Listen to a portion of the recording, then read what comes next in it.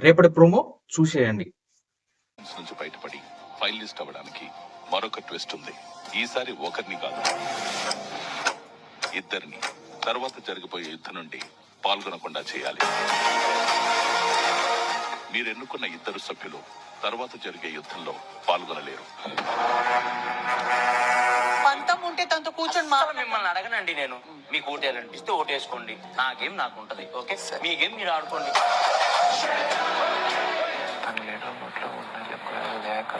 లేకపోయాడంటే voting వల్ల నేను చాలా బాధపడతాను. అది నేను అంటే నేను వెళ్ళిపోయిన ప్రాబ్లం లేదా నీకు? నేను ఏమన్నా వీడి పేరు చెప్దామని చెప్పి నేనే కనిపిస్తున్నానా ప్రతిసారి టార్గెట్ చేయడానికి?